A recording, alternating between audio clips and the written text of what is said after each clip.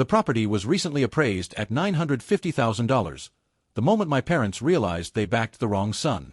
The practical son who finally drew the line. I've been staring at this blank screen for an hour, trying to figure out how to tell this story without sounding bitter.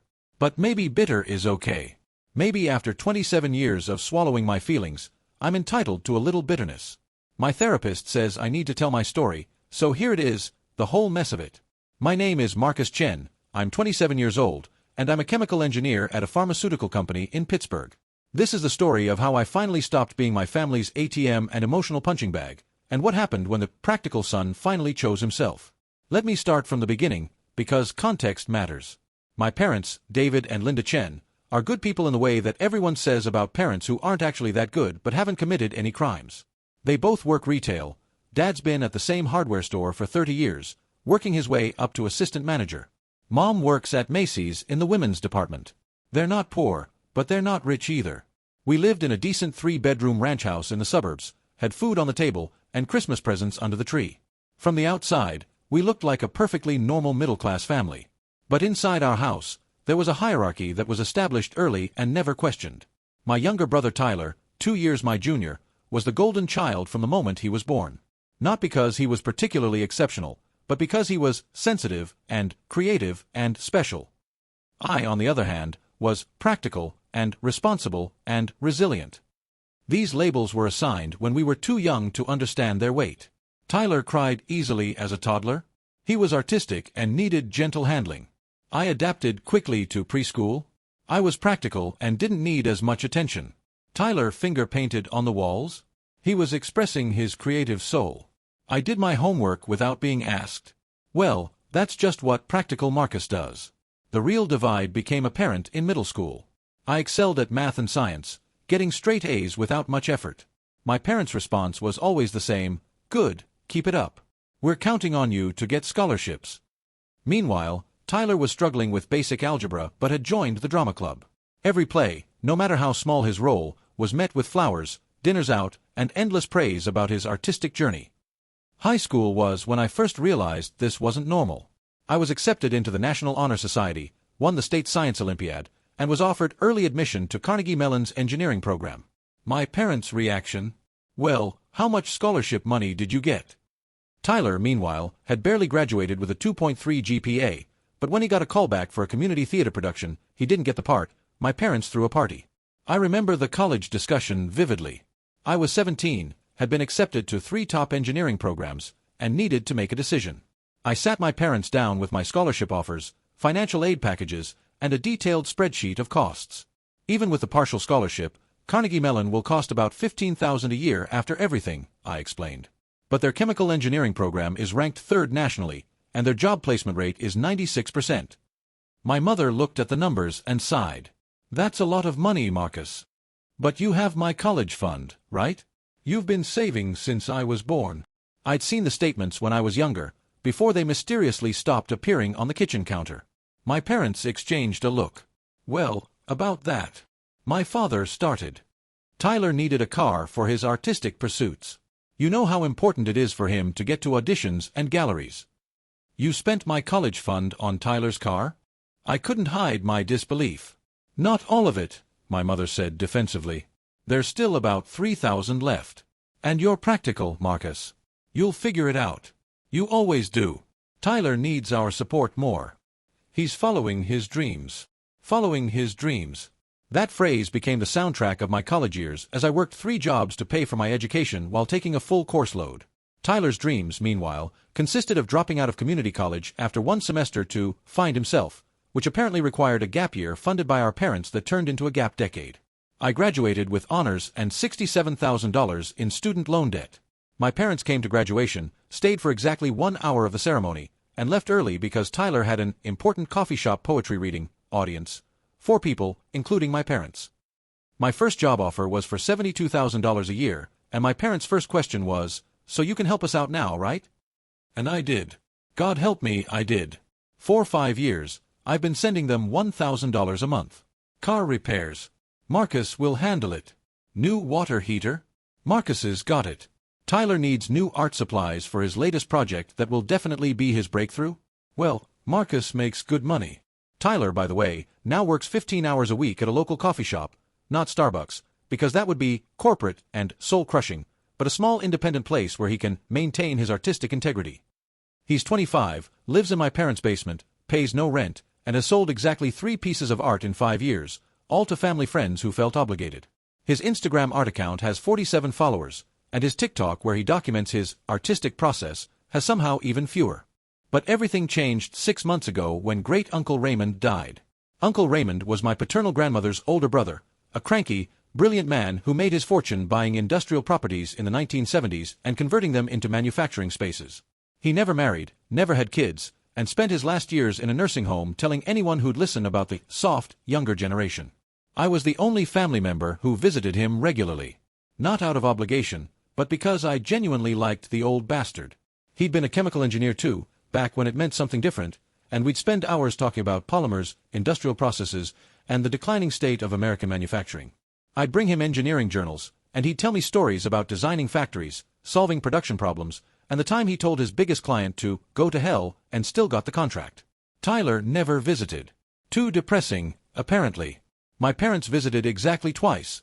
Once to ask for money, he told them to pound sand, and once for the funeral. The will reading was scheduled for 2 weeks after the funeral. We all gathered in a lawyer's office that looked exactly like you'd expect. Dark wood, leather chairs, and that particular smell of old paper and furniture polish. The lawyer, Mr. Peterson, was one of those eternally tired-looking men who'd clearly been doing this for decades. "The estate is relatively straightforward," he began. Mr. Raymond Wu left specific instructions for the distribution of his assets. He cleared his throat and began reading. "To my nephew David and his wife Linda, I leave the sum of $1 each, because they know exactly what they did." My parents went rigid. I had no idea what that meant, but Uncle Raymond apparently held grudges from beyond the grave. "To Tyler Chen, I leave my collection of vintage engineering textbooks, in the hope that he might actually learn something useful." Tyler looked confused, probably wondering if old textbooks were worth anything on eBay. "And to Marcus Chen, I leave my industrial loft property at 451 River Street, because he's the only one in this family who understands that real creativity comes from solving problems, not avoiding them. The property is to be his alone, free and clear of any family claims." The room went silent. I knew that property. It was in the Strip District, a massive industrial loft that Raymond had bought in the 80s and converted into a living space. I'd been there once for a family gathering when I was 12, and even then I'd been awed by the exposed brick, the 20-foot ceilings, the wall of windows overlooking the river. "What's it worth?" Tyler asked, because of course he did.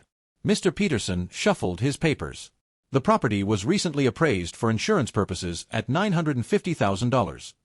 The silence that followed was deafening. I felt all the blood drain from my face. Nearly $1 million. Uncle Raymond had left me $1 million property. "There must be a mistake," my mother said, her voice shaky. "Surely Raymond meant for it to go to the family." "Mrs. Chen, the will is very specific. The property goes to Marcus alone. In fact, there's a letter." Mr. Peterson handed me an envelope with my name on it in Raymond's shaky handwriting. I opened it later, alone in my car, hands trembling. Asterisk Marcus, by now your parents are probably plotting how to get their hands on this property. Don't let them. I've watched for years as they bled you dry while coddling that useless brother of yours. You remind me of myself at your age. Too responsible, too willing to sacrifice, too afraid to be seen as selfish. The loft is yours. It's your freedom. Don't you dare give it away to keep peace with people who don't value you. Be practical about it. Practically selfish for once in your goddamn life. Ray asterisk. I sat in that car for an hour, reading and rereading that letter. For the first time in my life, someone in my family had seen me. Really seen me. Update 1. The family meeting. I knew it was coming. You don't drop $1 million bomb on my family and not expect immediate action. The family meeting was called for that evening, at my parents' house, mandatory attendance required. I walked into my childhood home to find them already assembled in the living room like some kind of intervention. Tyler was sprawled on the couch, sketching in his notebook. He always sketched during serious conversations, said it helped him process. My parents sat in their matching recliners, the ones I'd bought them last Christmas. "We need to talk about the loft," my mother started without preamble. "What about it?" I asked, though I knew exactly what about it. "Well, obviously, we need to figure out what's best for the family," she said, using that tone that meant she'd already figured it out and was just waiting for everyone else to agree. "The loft is mine," I said simply. Uncle Raymond left it to me. Yes, but he didn't understand the family dynamics, my father interjected. He didn't know that Tyler needs a space for his art. You have a good apartment already, Marcus. You don't need that loft. Tyler's been creating art in the basement for 5 years, I pointed out. How's that working out? Tyler looked up from his sketch, his expression wounded. My art isn't about commercial success, Marcus. It's about expression, about truth. But you wouldn't understand that. You've always been so practical. There it was. Practical. The word that had been used to dismiss every achievement, every emotion, every need I'd ever had. You know what? I said, standing up. You're right. I am practical. So let me be practical here. That loft is worth $950,000.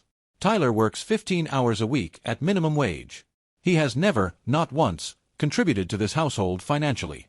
I, on the other hand, have given you $12,000 a year for the past 5 years. That's $60,000. I paid for the new roof, the new furnace, Dad's car repairs, Mom's dental work. I've been practical my whole life, and what has it gotten me? It's gotten you a good job, stability, my mother said, missing the point entirely. Tyler doesn't have those advantages. Tyler doesn't have those advantages because he chose not to have them. I was shouting now, years of frustration finally boiling over. He dropped out of college. He refuses to work full-time. He's 25 years old and living in your basement, and you're asking me to give him $1 million property. It's not about money, Tyler said, his voice dripping with condescension. It's about supporting art, supporting dreams. That loft could be my studio, my gallery space. I could finally have room to create something meaningful. You've had 7 years since high school to create something meaningful, I shot back. What's stopping you now? Space, materials, the right environment. Tyler listed off excuses like he'd rehearsed them. That loft has the perfect light, the perfect aesthetic. It could change everything for me. My father stood up, using his height to try to intimidate me like when I was a kid. Marcus, family helps family. You've always understood that. Why are you being so difficult now? I'm being difficult. I laughed, but there was no humor in it. I've been helping this family since I was 22. Where was family helping family when you spent my college fund on Tyler's car? Where was it when I was working 3 jobs to pay for school? Where was it when Tyler got a graduation party for his 2.3 GPA and I got a pat on the back for graduating summa cum laude? You're being dramatic, my mother said, her go-to dismissal when I expressed any emotion. We've always been proud of you. No, you've always expected me to perform. There's a difference. Tyler gets praised for showing up. I get criticized for not doing enough. Tyler's art that no one buys is following his dreams. My engineering degree that actually pays the bills is just being practical. I pulled out my phone and showed them something I'd calculated on the drive over. Do you want to know what Tyler's art has cost this family? Between the supplies you've bought him, the car you bought him, the fact that he's lived rent-free for 7 years, the food, utilities, everything, it's approximately $140,000. His 3 sales have brought in $500. That's a negative ROI of 99.6%. How's that for practical? Tyler threw his sketchbook down. You can't put a price on art. Actually, you can. It's called the art market, and you're not in it. That's enough, my father said, his voice stern. You're going to give Tyler that loft, or you're not welcome in this family anymore. The ultimatum hung in the air like a toxic cloud. I looked at each of them, my father, red-faced with anger, my mother, already starting to cry her manipulative tears, Tyler, smirking like he'd already won. Okay, I said quietly. Then I'm not welcome. I walked out, their shouts following me to my car. My phone started buzzing before I even reached the highway. Texts, calls, voicemails. I turned it off and drove to the loft, my loft, for the first time. Update 2. The loft and the fallout. The loft was even more magnificent than I remembered. 3,500 square feet of raw industrial beauty. The entire north wall was windows, floor to ceiling, overlooking the river. The brick walls still had the original stamps from the 1920s. The concrete floors had been polished to a mirror shine. The kitchen was modern, all stainless steel and black granite. There was a freight elevator that opened directly into the space. I stood there in the middle of what Tyler would never have, and for the first time in my life, I didn't feel guilty. The next morning, I met with a real estate attorney and a property assessor. The loft was actually worth more than the initial estimate, closer to $1.1 million, given the recent development in the area. 3 developers had already expressed interest if I wanted to sell. This is prime real estate, the assessor told me. The Strip District is hot right now. You could sell tomorrow for asking price, maybe more. I hired the attorney to handle what I knew was coming, the family assault. Sure enough, within days, I was receiving letters from a lawyer my parents had hired, with what money, I wondered, claiming that I was holding property that was rightfully family property, and that Uncle Raymond had been mentally incompetent when he wrote his will. My attorney laughed. Raymond Wu was sharp as a tack until the day he died. I've got his medical records, testimony from his nurses, and a video he made specifically addressing his mental capacity when he updated his will. Your parents don't have a leg to stand on. The social media campaign started next. Tyler, who could barely maintain his art Instagram, suddenly became very active on Facebook, posting about how his rich brother was denying him his artistic destiny. My mother joined in, sharing articles about toxic capitalism and family values. They tagged me, our extended family, even my co-workers they'd found on LinkedIn. But here's the thing about playing the victim in the age of social media. People fact-check. My cousin Janet, who'd always been neutral in family drama, commented on one of Tyler's posts, "Didn't Marcus pay for your parents' roof last year? And their car repairs? Maybe he's tired of being the only one contributing." The floodgates opened. Other family members started pointing out the inconsistencies. Why was Tyler complaining about space when he had a whole basement? Why were my parents claiming poverty when they'd just been on vacation, funded by me, though they didn't mention that? Why was a 25-year-old man expecting his brother to give him $1 million property? The narrative began to shift, and my family didn't like it. Update 3. The sale and the aftermath. I made my decision 2 weeks later. I was selling the loft. But first, I wanted to document everything. I hired a professional photographer to capture the space, partially for the listing but mostly for myself. I wanted to remember what it looked like before it became something else. The photographer, an artist himself, said something that stuck with me: "This space has incredible creative energy. It's a shame your brother will never see it." "He could have seen it," I replied. "He could have visited Uncle Raymond. He could have earned it. He chose not to." The listing went live on a Monday. By Wednesday, I had 7 offers, all over asking. I accepted an offer from a young tech company that wanted to turn it into their headquarters. They promised to preserve the architectural elements, and they offered $1.15 million cash. I called my parents to tell them. Not because I owed them that courtesy, but because I wanted them to know exactly what Tyler's entitlement had cost them. $1.15 million, I said when my mother answered. "That's what I'm selling it for." Silence. "Did you hear me? I'm selling the loft for $1.15 million. "You're really going to do this?" she said, her voice flat. "You're really going to destroy your family for money?" "I'm not destroying anything," I replied. "I'm selling property that belongs to me. If the family is destroyed because I won't give Tyler $1 million handout, then what kind of family was it?" She hung up on me. The sale closed 30 days later.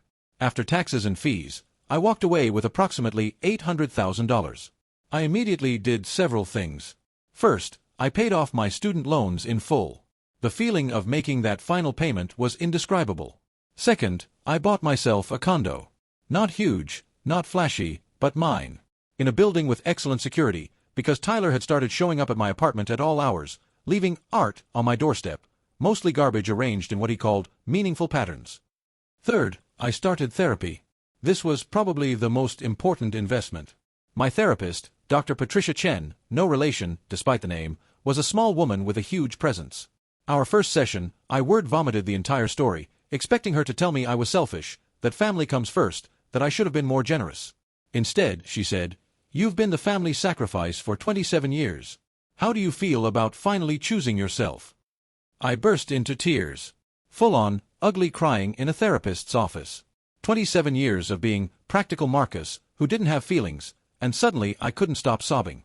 "Your parents created a dynamic where your needs didn't matter," Dr. Chen explained in a later session. "You were parentified, made responsible for everyone else's well-being while your own was ignored. Tyler was infantilized, kept dependent and incapable. Neither of you got what children actually need, which is unconditional love and appropriate boundaries." "But Tyler got all the attention, all the praise," I protested. "Tyler got enablement," she corrected. "There's a difference between support and enablement. Support helps someone grow. Enablement keeps them stuck. Your parents didn't do Tyler any favors by never expecting anything from him." Update 4. 6 months later. It's been 6 months since I sold the loft, and the family dynamics have completely imploded. Without my financial support, my parents are struggling. They can't retire at 60 like they planned. My father had to take extra shifts. My mother had to give up her monthly spa days. They're not poor, they're fine, but they're not comfortable anymore. Tyler is still in the basement, still working 15 hours a week, still creating art that no one buys. But now there's resentment. My parents resent him for not contributing. He resents them for asking him to. The golden child dynamic only works when there's a scapegoat to contrast against.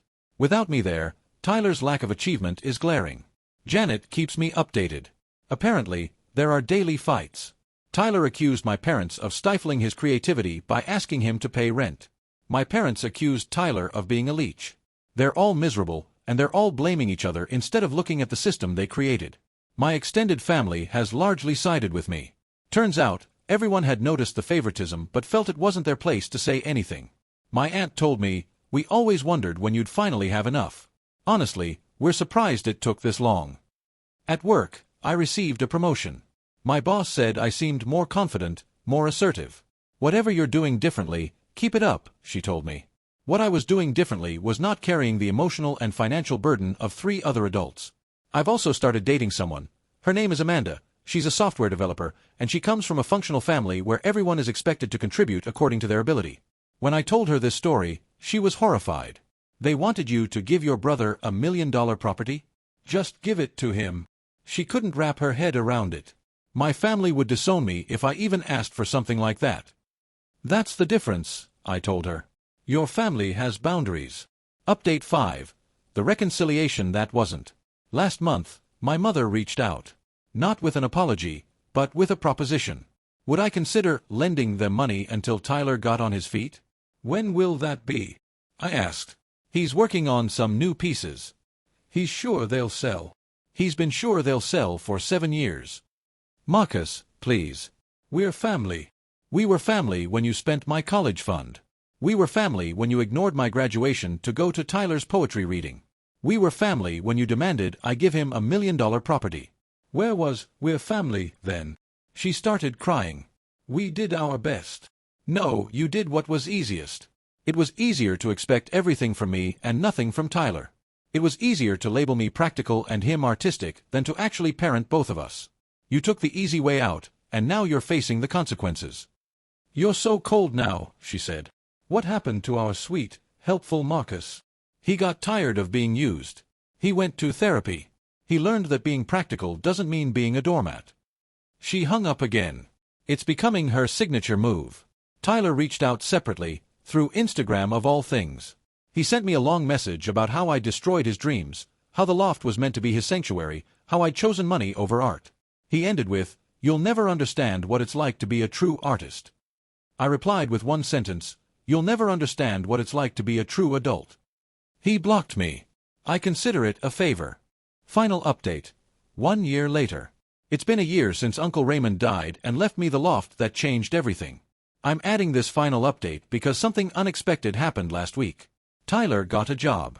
A real job. Full-time, with benefits, as a graphic designer at a marketing firm.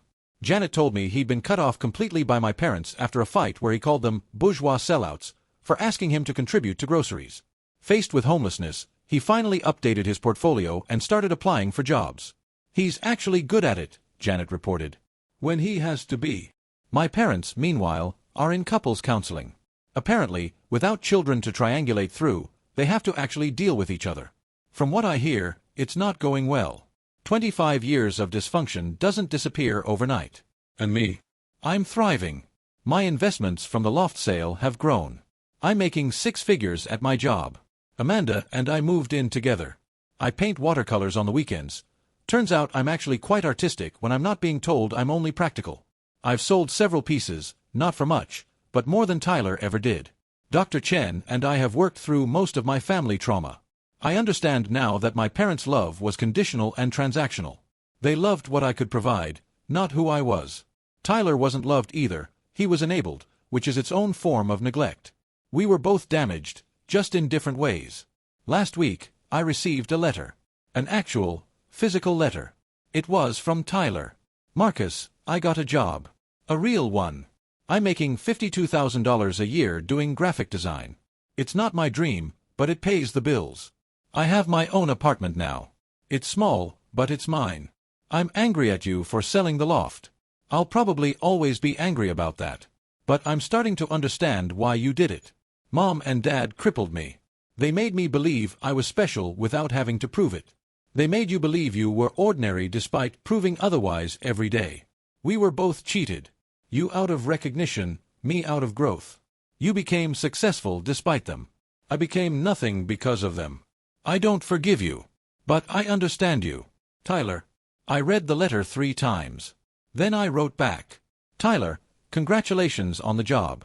$52,000 is a good starting salary. I'm proud of you for taking that step. I don't need your forgiveness. I wasn't wrong to sell what was mine.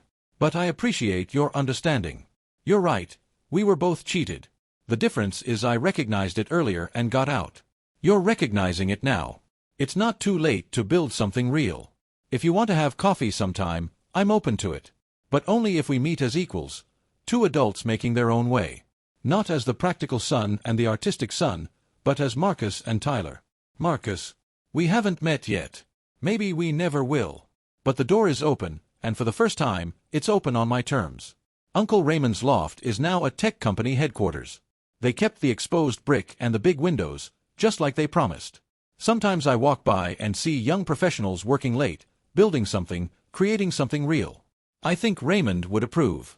The money from the sale isn't just sitting in an account. I've used some to start a scholarship fund for first-generation college students studying STEM. It's called the Practical Dreams Scholarship. Every year, I give one student who was told they were just practical the chance to prove they're so much more. Because here's what I learned from all of this. Being practical isn't the opposite of being creative or artistic or emotional. Being practical is what allows dreams to become reality. Tyler had 7 years to dream in that basement and created nothing. I had 1 year of freedom and created a new life. My parents still work retail. Tyler still lives in his small apartment. They don't talk much, from what I hear. The family they were so worried about me destroying? It destroyed itself the moment it required a scapegoat to function. But I'm not a scapegoat anymore. I'm just Marcus. Practically successful, creatively fulfilled, emotionally healing Marcus. And it turns out, that's more than enough. The loft is gone, transformed into someone else's dream. But what I built from its ashes, self-respect, boundaries, an actual life, is worth more than any property. Uncle Raymond knew what he was doing when he left it to me. It wasn't just an inheritance. It was a test. And for the first time in my life, I passed by choosing myself. And that's the most practical thing I've ever done.